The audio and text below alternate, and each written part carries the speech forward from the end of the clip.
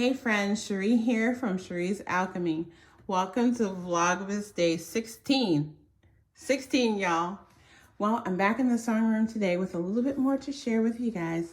If you want to see what I'm talking about today, stay tuned. Okay, friends, so we're in the sewing room. I have at least 2 projects.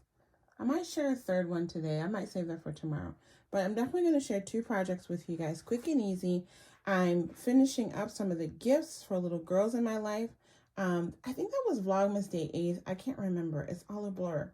I'll put a link to it in the description box. If I remember, I'll pop it also on the screen, the which day it was. But I shared a bunch of sewing patterns that I intended to use and thought you guys might like if you are sewing for little girls. I showed you some of the things that I pulled for a few nieces and a few friends that are going to be receiving handmade gifts from me. So anyway, this first project is totally a no-sew. You can sew it. I'm going to sew a few, but I'm going to show you how to do it no-sew for those of you who don't have a sewing machine. This is super easy. They sell these in all the stores. It's a lot of fun to make them yourself and gift them along with your handmade items. And you can find some really pretty ones. You can find some really pretty rollover elastics on the market. So I will link to all of these with my Amazon affiliate links. All of this is from Amazon.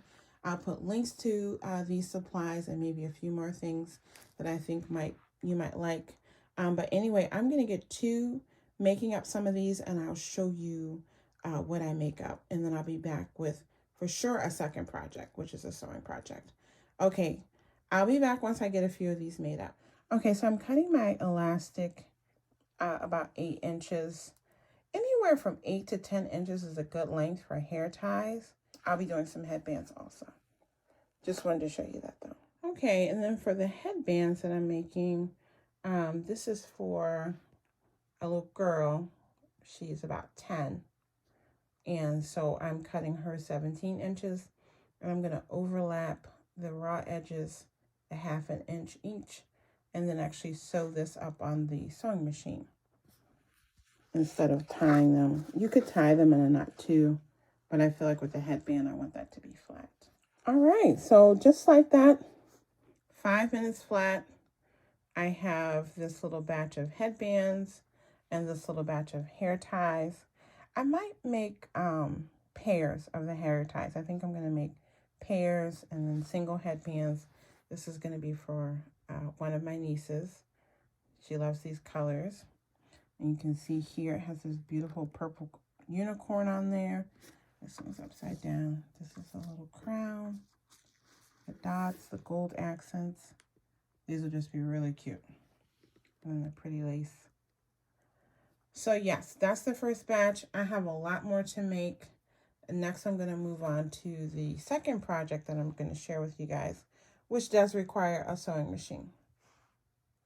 Okay, so the second project I'm going to share with you all is just to take you through the process of making the quick infinity scarf.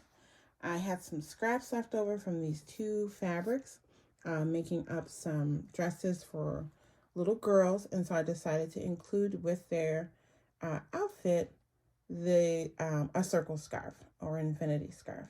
So what I have here, I would say you would want to have at least, anywhere from 10 to 12 inches. You don't want it to be super skinny. I'm just using the scraps that I have left. It looks like one is around 13, one is around 14 inches. You could leave it the full width of the fabric, which for me is, let's see. This fabric is about 60 inches wide. I feel like, this is the width that I use when I make them for adults. And that's fine. I'm going to do one that way, and then I'm going to cut one down to about 50 inches. And then you can see the difference. It's basically depending on the age of the child.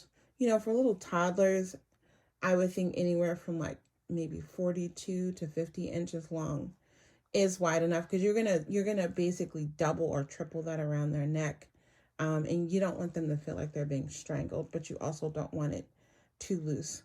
Another thing you could do is measure the length of the child's arm if you're sewing for someone, and make it that long, whatever the length from their shoulder to their fingertip would be a good length to make it for them. Okay? All right, let me get these sewn up. I'm going to take you step by step through the sewing process. What I'm going to do is just cut off this selvage edge here. Okay, now I'm going to open this up and actually have it right size facing, just like this, all around the full length of the scarf. So you see that? And then I'm going to open that up, have right size facing, and I'm going to pin all along this edge. This is the edge that I'm going to sew. Okay, so I have it pinned together, right size facing, all along that long edge. You see that? So I'm going to sew right along here. Okay? I'll be back to show you that. So here are both of the scarves sewn, basically that long edge, fabrics turned right side facing. You can see basically I just have a long tube. So 2 long tubes. Okay? So now let's do the next step.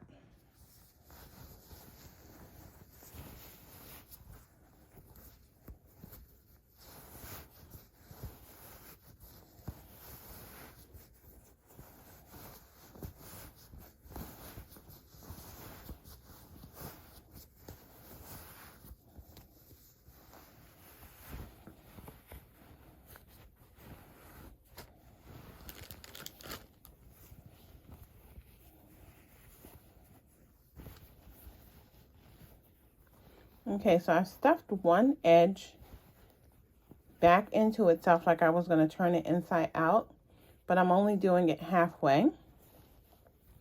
And then I'm matching up the edge, the outer edge of the tube with right sides facing. And I'm going to pin this, and I just need to leave an opening so that I can turn this right side out when I'm done. Okay, so let me get this pinned and I'll show you.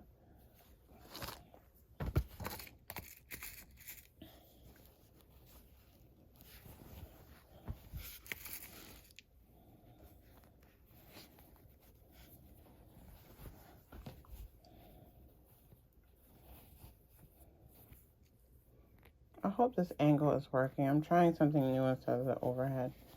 We'll see.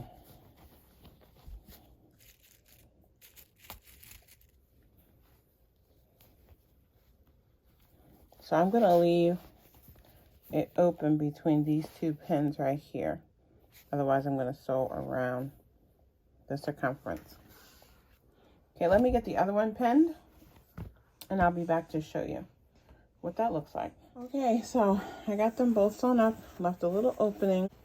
It'll pull itself out. See that? And when you have this little opening here that you need to stitch up. So I'm going to pin this and stitch that down. Okay? See that? I'm going to pin that and stitch that across. And I'm going to do the same thing on the other one. See that? This will be the inside, and this will be the outside of the scarf. Like that. Okay. So it's here, and this is a good length to double layer. Okay, I'm going to get this other one turned inside out and the hole stitched up, and I'll be back to show you how this all looks on the Saturday Sew and Tell coming up, episode 2. I'll show you the things that I made to go with it.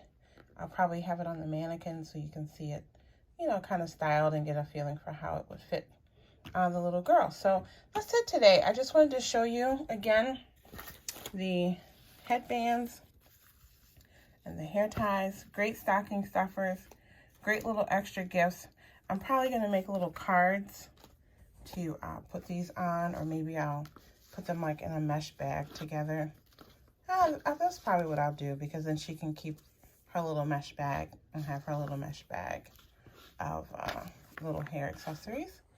And then I'll get this other scarf made, and then again I'll share everything with you on Saturday. But just wanted to show you these really quickly in case you need some stocking stuffers and some quick, scrappy gift ideas.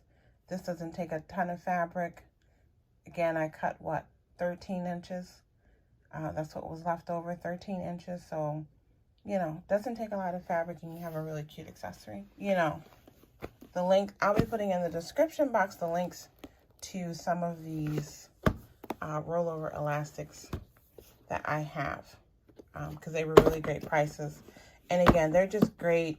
I use these sometimes in the neck bands of little girls' dresses. I use them on leggings. You can use these on undies, undershirts, like so many great uses for the rollover elastic. And so, yeah. All right, guys.